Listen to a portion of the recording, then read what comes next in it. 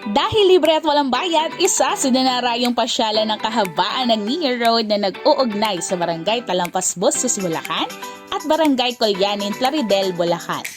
Bukod sa magandang tanawin at malamig na simoy ng hangin, dahil sa lunti ang pananim sa bukirin at malinaw na tubig sa irigasyon mula sa Angat River, makikita ang ating mga kababayan kasama ang mga barkada at mga pamilya para magpalamig at magpalipas ng oras habang masayang nagkakainan. Taga saan po kayo? Taga ano po, San Jose Baliwag. San Jose Baliwag. Bakit dito nyo pinili na mamasyal? Ay actually po every night po kami nandito kasi sobrang fresh po ng hangin. Tapos yung hangin po iba sa city kasi yung mausok dito langhap na langhap po yung simoy ng hangin, sarap. Sige, taga saan po kayo? Bulihan po, Bulihan, Plaridel, Bulacan. Bakit ito pinili nyo pasyalan?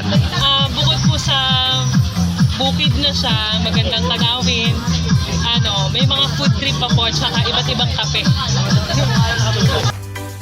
Isa sa dinarayo ay ang iba't ibang pagkain na totoong patok sa kanilang panlasa.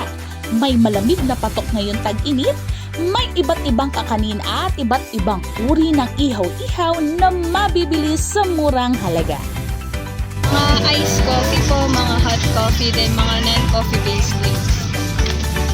Bakit pa dito kayo nagtinda sa lugar na ito? Kasi po dahil ito po ay pasyalan po ng mga tao, marami po mga lumadaan, kaya po ito kami. Kung gusto mo namang maligo at magtampisaw, hindi na kailangan pumunta sa mga resorts. Nariyan ang malinaw na tubig mula sa Bustos Dam o Angat River na totoong kinagigiliwan hindi lamang ng mga kabataan kundi lahat ng mga dumaraan dahil ito ay libre at walang bayad. Kaya ano pang hinihintay nyo? Pasyalan nyo na! Mula rito sa Bulacan, kasama si Nori Fidel, ako si Hazel Cruz para sa Bulakenyo News Online.